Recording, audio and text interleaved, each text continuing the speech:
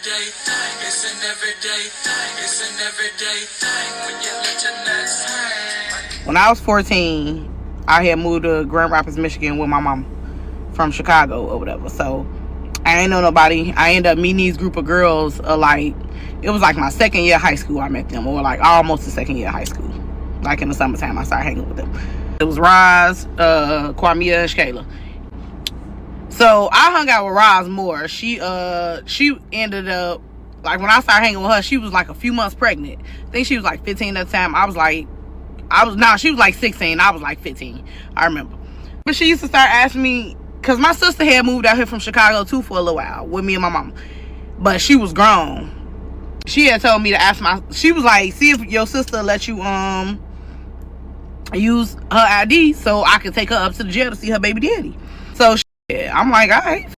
So I went up there. They ended up letting me take her to see him or whatever.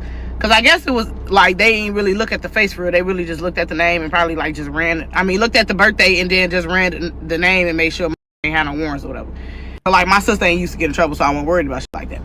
So boom, they was letting me take her to see her baby daddy or whatever. And it had started to the point where she'll start asking me, like, you know, I basically take her whenever she asks me. So like during the visits, I like sit at the end and like I wouldn't be in a personal space. Like I just sit like in a different little area. Like I wouldn't sit like right there. So long story short, he ended up getting out of jail and shit. And like I said, me and Roz, we used to hang out a lot. Like we used to literally do everything together. So she I don't know if her phone was off or something, but I had a phone and she used to be using my phone to call him and shit. So one day he called when she wasn't around. I told him, you know, she wasn't around me and shit. He was like, I ain't calling for her, I'm calling for you. So I'm like, no the fuck you ain't, you know, like on some real shit. Even though I was 15, you didn't have, you know, no goofy. Like I ain't moved like that. So I'm like, nah, you ain't looking for me shit or whatever. So I hung up on him and shit. I ended up telling her, like, shit, you know, I kept it real with her. So I told her that, you know, he called my phone and basically was trying to talk to me. And she, like, basically kind of, like, just brushed it off. I ain't think too much of it. I just know, like, I let her know. So, you know, it is what it is. Remind y'all, I'm very much new to the friend group, you know. So, you know I'm not 100% accepted. But, you know, it is what it is. You know, I feel like everybody was cool. So in the midst of me hanging out with them, I had met Kwamia's cousin. Her name was Tot. Now, Tot is still my best friend till this day. But anyway, so I started branching off and just only hanging with Tot. Now, Tot stayed to herself like me. Like, that's really how I was. In Chicago, like, I really stayed to myself. Like, I ain't really had many friends. Like, I had a couple friends. And I'm not friendly like that. But, you know, so anyway, so I started hanging with Tot more. And I started telling Tot like how they was just weird. Like I don't like how they call meetings and shit. And excuse my hair because this shit looks messy. But I don't care. I gotta get this story out. Like a few weeks go by after I tell her shit. Now weird shit get to happening. So they call a little meeting one day after school or some shit. And so we all met at, I think it was Kwamia auntie house. So we all meet out there, me, Shkayla, Razia. And Kwamia. The meeting was about me. Like, I think Shkayla asked me, like, if I liked her boyfriend. I didn't even know her boyfriend like that. Like, I probably hadn't met him. Or, you know, like, because they, you know, everybody used to be around. Everybody used to hang around each other. So I'm like, no. Like, I just told her, nah. But it was just weird. So I'm just like, whatever. So I remember we all went to Texas Roadhouse. That was my first time ever going to Texas Roadhouse. That's so crazy. It was all of us there. Like, Tot was there, Kwamia was there, Roz was there, Shkayla was there, they boyfriends. She was there. I ain't had a boyfriend. And I remember Tot ended up asking me if I liked her boyfriend, Tevin. And I'm like, I couldn't believe she asked me that. But I'm just like, no. So now I'm like, why the is everybody steady asking me if I like their boyfriend? I'm like, whatever, you know. Then I cannot remember. Now, this is one part I cannot put my finger on and remember that somebody who knew me and Razia, like, they was cool with both of us, but they end up telling me that, like, Razia had been talking about me, like, behind my back, like, really, like, bad-mouthing me, like, telling my personal business, like stuff I had shared with her. You know, so now I'm blue. I'm pissed off. I'm heated. I'm like, the thing is, this is what it was. Like, I was a good friend to this. I told you that your baby did try to talk to me. You let it go on one ear out the other. Then your ass went starting rumors behind my back, telling people that I liked to date boyfriends, all cause you was mad cause your baby did liked me. So, and then, just the fact that she, that it got back to me that she was talking about me and shit. So, y'all already know, first thing on my mind is revenge. I'm 15 years old. Hey, all I know is that must have called my phone again looking for her. Nah, after I found out she was talking about me and shit, I ain't saying a word. I said, I'm gonna show this bitch. Yeah, and I showed that bitch. So, yeah, I got up. What is this? What's up? What's up? What's all that shit you was talking last time you was on this phone? Now show me. Let me see. Show me. You ain't take heed. That's not my fault. I told you everything. And you ain't do shit about it. But, hey, that was on you. So, yeah, so I linked with his ass. Alright, so my first time going to see him, it was at his granny house or some shit. And I basically told him what it was. Like, I just told his ass. I told him that I was really only just doing this to get back at her. Like, I just told him. So, we whatever. Well, actually, he nailed my little ass to the cross, honey. Nailed me to the cross. I ain't had no business with that. Cause what, I was 15. I think he was like 19 at the time. Wait, maybe 18. Yeah, I was 15. He was 18. Some shit like. But I also was already with my own little or whatever. We weren't in a relationship, but like I used to with him, but he was older than Sam. That's the baby daddy we share now. His name is Sam.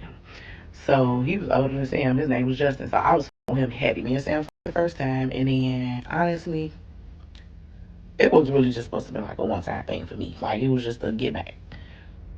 But we kept and we kept talking, and we kept getting to know each other, and we found out we had lots in common. It had got to the point where he was just sneaking me everywhere. His mama knew, his stepdaddy knew, and so like remind y'all, Razia got this baby by him. They know what's going on, so they just like this shit. Like they knew it was gonna get messy eventually, and I knew they probably didn't like it, but they didn't understand. I think I had finally opened up to Kwame about it. I think she was the first one I opened up to. Now Tata knew everything because that was my best friend, so we didn't go really put her in the picture because she wasn't really considered as one of Razia's friends. So we're not gonna even put my best friend in the picture, like not for real, for real. But like Kwame, she knew. And cause I told her. But see, me and Kwame had this little special bond as well. Like I don't know, I f***ed Kwame f***ed me. I don't know where we was at that day, but I was with Kwame. But I think we was at her auntie house. I think she was staying with her auntie at that point. I think she was staying with her auntie at that point, and I was over there with her. And Sam wanted to pull up on me, and so I had told her, and she just was like, "Shit, she ain't got nothing to do with it." And so he had came and seen me for a little minute. We was outside talking and shit, but yeah, it had kind of like got a little serious between us. And I think I just was going for a regular, checkup or a regular doctor's appointment. And ended up taking the pregnancy test. And that lady told me that my test was pregnant. I was sick. I was scared. The thing was, I was out having all that fun with the nigga that I fucked with just to end with Sam. I don't know why pregnancy just never ran through my mind. Like, be careful. Like, nothing, it just didn't come to me. And that test was positive. And so I think Top was the first person I told that I was pregnant. And I eventually started telling, my little friend group. I had thought that I was pregnant by Justin. That was just my main thought. Like that's just what I had thought. And so, time went by. I had to get an ultrasound. Like it was my first ultrasound. So then she basically kind of told me the day I most likely conceived. The doctor told me. The whole time I thought I was pregnant by Justin. That's just what it was. But once I got the ultrasound, I did the math. And they didn't add up. And then it just dawned on me. Like, I am pregnant by my Sam. And that like, it was this big as, it almost stopped when I figured it out. Like, when I did the math, and I'm like, this ain't Justin, baby. This is Sam, baby. Yeah, it was crazy. So, Top was the first person I ended up telling that, it was Sam, baby. And she was just very supportive. Like, she was just supportive. Like, she ain't judging me. I don't know what the fuck I was thinking this day. So, I was at Shakayla's house, I remember. And, I don't know, we were just chilling. And I don't know if that shit had just been sitting on my heart or something, but I just up and I told her. And now this was Razia's best friend. I don't even know what I was thinking when I told that girl that shit. But I told her. And that's when all the drama started. Because, Shakayla told her friend, baby. And she had every right to. She should have. Because I would have told my friend. But yeah, so she told her friend. And then, so that's when, like, all shit hit the air. And I just remember being at Ty house one day. And we was on, I think, MySpace or Facebook. I think it was Facebook at the time. Me and Razia was going back and forth. She was trying to eat me up. She was trying to eat me up in them comments and trying to be funny and shit. So I'm just like, hey, I could say one thing and break your motherfucking heart. Okay, I had to go back. I didn't tell Shakayla that I was pregnant by Sam. I told her that I had been with him. And so when we was arguing on Facebook and she was trying to eat me up and shit, and I felt like she was getting the best of me, the only thing I knew I could do was tell her, hey, bitch. And that's why this Sam, baby. She was hurt. She denied it. She didn't believe it. And I just was like, oh, well, time will tell. So now I finally came out and said I'm pregnant by this boy. His family started talking to me. I had met his sisters, his daddy. He had ended up going back to jail. He was in jail when I had my baby, but his daddy and his sisters had came up to the hospital. His daddy asked me if I would give my baby their last name, and I did. Why? I don't know. I was young and dumb, full of anyway. But yeah, me and Razia had fought everything while I was pregnant. I didn't know I was pregnant when we fought. We was basically fighting because she wanted to fight me because she found out that I was with Sam, and so we fought and shit. And this friend group, like, it had just kind of just split. I mean, they kind of was still talking to me. I could tell Shakayla wasn't really my friend. She just was like, I don't know what she was doing. But Kwame still was a really good friend to me.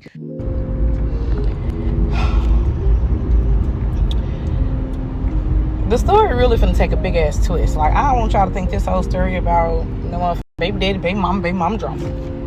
Cause it ain't. That's not what it's about. So I really just think y'all are a little confused on just the word, because I put the word accidentally, but I didn't accidentally f him. Come on now, I'm a grown ass woman. I would never say no dumb shit like that. But I did accidentally get pregnant. I just was not thinking. I was not thinking. So boom, I had my baby March 11, 2012. I'll never forget. Whew, and I went through it. High blood pressure, preeclampsia. My baby got discharged from the hospital before I did. I was doing really bad. That shit was kicking my ass. But anyway, I ended up moving back to Chicago in June of 2012. And yep, so moved back to Chicago. I think I moved in with my friends and shit. Yeah, first I think I moved in with my auntie, and then I moved in with my friends. But long story short, I had left all that shit behind me. I moved away. Well, moved back to where I was originally from. And I ended up being my second baby daddy. Now, I met him and ended up getting pregnant fast as hell. So now at this point, I'm 17. I'm 17 with a 1-year-old and pregnant. I had my second baby June 11th, 2013. I was not doing good. I was homeless with my kids, and but they was taken care of. I mean, we just didn't have a stable home. I was like going back and forth to family members' houses and shit, my friend house and shit. Alright, so I had ended up deciding to move out of town with my daddy. He had lived in Wisconsin at the time, I think Milwaukee. He had lived out there, so we had made arrangements for me to come out there in like August. So my auntie, I had started staying in my auntie house and shit, and me and my kids were sleeping on the couch. Now I'm getting all my shit together at my auntie house, you know, to leave. She helping me get to Milwaukee to my daddy house and shit. You know, she paying for everything. She helped me, you know, get to my daddy. So a few days before I left, it was August 11th. So I had woke up like at, I'm trying to remember to my best ability. It was the middle of the night, maybe like 2 something in the morning. My oldest baby was crying. My 1-year-old was crying. And so I woke up. I think I changed her, laid her back down, and then my newborn had woke up, and so I fed her, put her back to sleep. I stayed on the phone for a little while and shit. Went back to sleep. Now it's about 6 o'clock, maybe 5 or 6 in the morning, going on 6, but I just remember my 1-year-old crying again. She woke up again out of sleep. So she's sleeping on one couch. I'm sleeping on a long couch with my baby. Now at my auntie house, she had her couch was a little old, so in the inside of the couch, it was like it went down, like it went down at the back of the couch, like where your back's supposed to be at. It was like a little hole right there, like it went down, because you know it was wear and tear damage.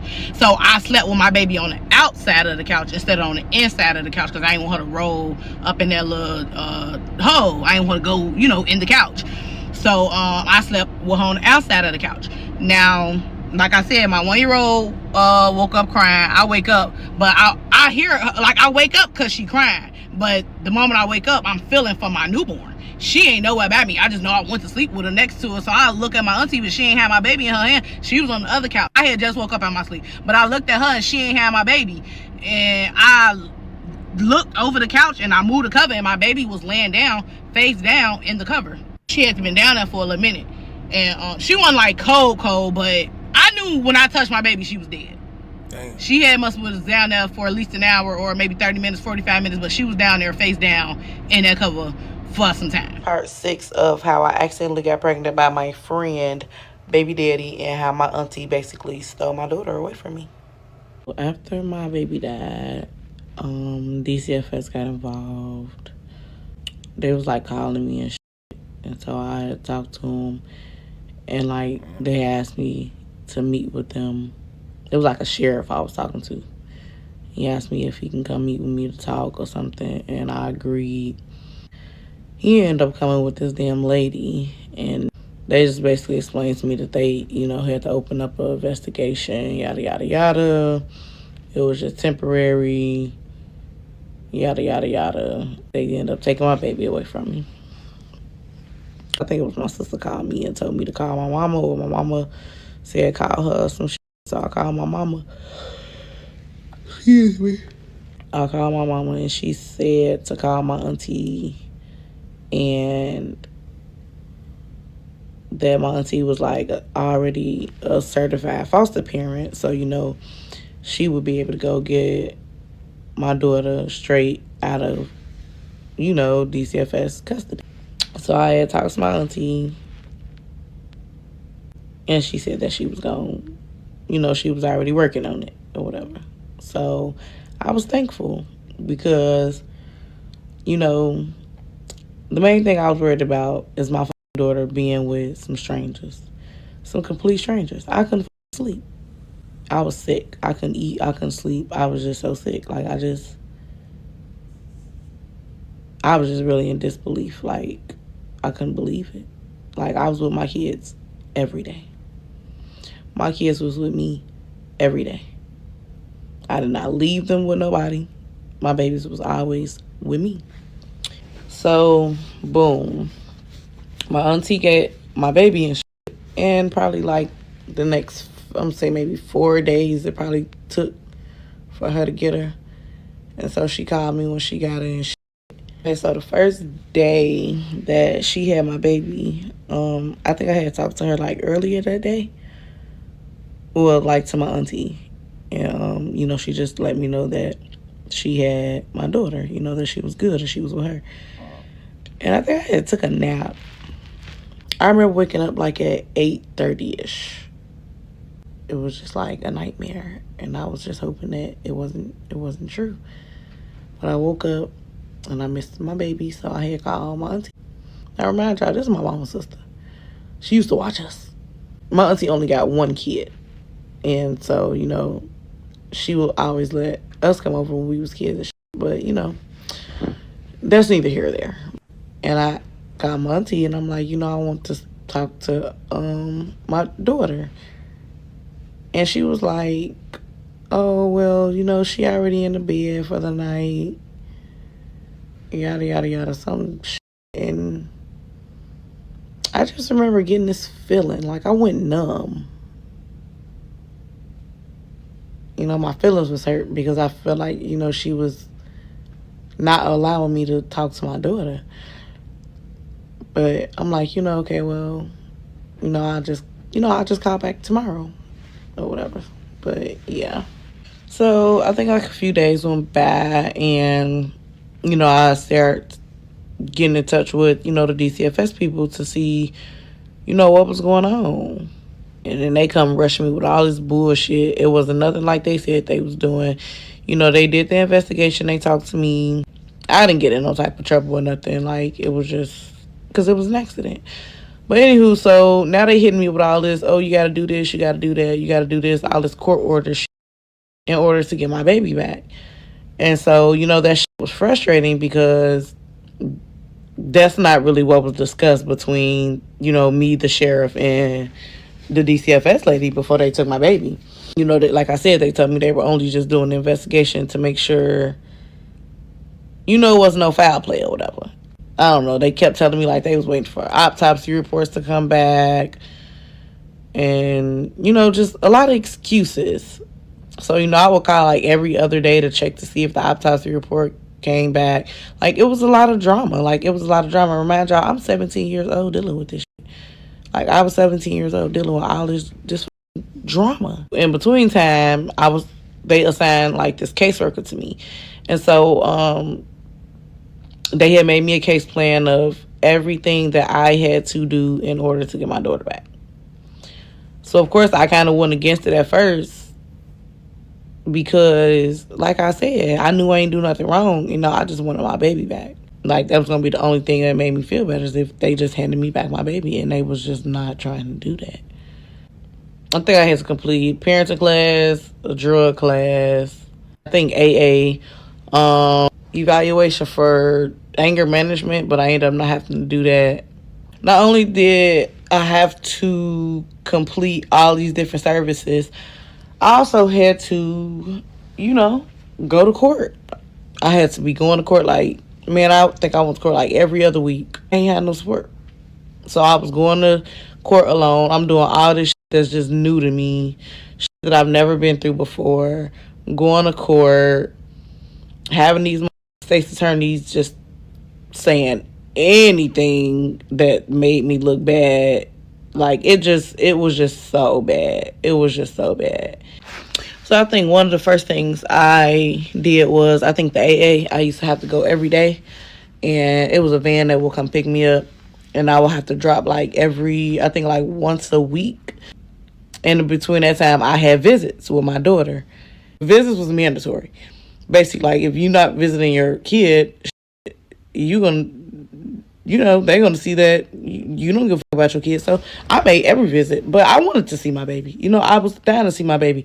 But what I have noticed, it was awkward to do the visits because my auntie wouldn't come to the visits.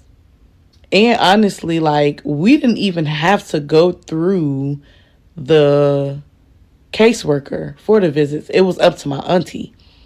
She could have just been letting me see my baby. But she wanted to go through the courts. And it just didn't add up to me. I didn't understand why she was doing it that way. But, I ain't question her. I just I kind of just went along with What to it. do, everyday people, man? It's your boy PJ. Today we back with another lit video. Back in the confessional. Yes, we staying lit, big dog, man. Shout out to my everyday people who rock with me every day. Um, so crazy situation, man. I just think that like it's it's just all right. Sad. This story took a hell of a turn because I thought she was, it was just about her um having a baby by her friend's baby daddy, and they were 15, mind you, 15. Now, I don't think there's too much of a difference when it comes to 19 and 15. It's just 4 years. If you think about it longer down the line when they're older, 4 years isn't a big difference. But there is a thing about young girls who aren't fully mature enough and responsible enough with themselves, and you know that men don't get responsible until they're in their mid 20s, mid to late 20s. And so you have this older guy, and I would always say they take advantage of the younger woman. Because like when I was 19 and 20 and 21, I used to see guys that actually messed with 15-year-olds, 14 and 15-year-olds. I mean, I remember being 20, may have been 20, and I know some guys that was sleeping with like 14 and 15-year-olds, and I was like, and 16-year-olds, and I was just like, bro, it's out of line. Um, but I also, but like when my baby mama I was 19, she was 17. So, you know, but 15 is crazy. But actually, I met my baby mama when I was 17 and she was 15. So we had actually been together for a long time prior to us having a kid. So it wasn't like no.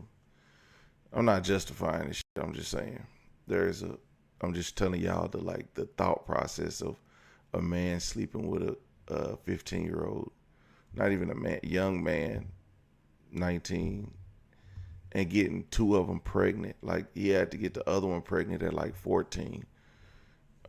So again, uh, I don't know. I don't understand the mindset of it because I never had that mindset. But I knew something was weird about it when I was younger, and you know, yeah, you was 18, she was 17. So yeah, that's what I mean. Like it's not that bad, but it's not that bad. I think it's more of a mentality thing. You know, it's not really. Um, I don't know how illegal it is, but I know people have went to jail for it, and it'd be something that simple, something that small. But then again, she said she was messing with another dude that was older than him, which is crazy. And I'm just thinking, man, like, dude, my daughter is this age, so I couldn't imagine her, you know, being taken advantage of by a grown man older than 19. That's insane to think that these women think that that stuff is okay. I'm not sure where they get that from. Like where do women get the I want to mess with an older guy when I'm in high school? I don't know where that came from, but a lot of they've been doing it since the beginning of time. Cause they was doing it back in my high school. R. Kelly got a girl pregnant at my school. R. Kelly got a girl pregnant at our school. I mean, and he was an old man, or he was older. Like, and the girl was in high school. Baby grown now. Baby probably like 20 and late 20s, probably mid to late 20s. So crazy, right? I know, right? But again, it's just you know, and she had 2 kids before the age of 18, and the newborn died, and so then she got her other child taken away, and she's a toddler, and it's just like, you know, these situations, this boy, young minded, terrible, young minded and terrible.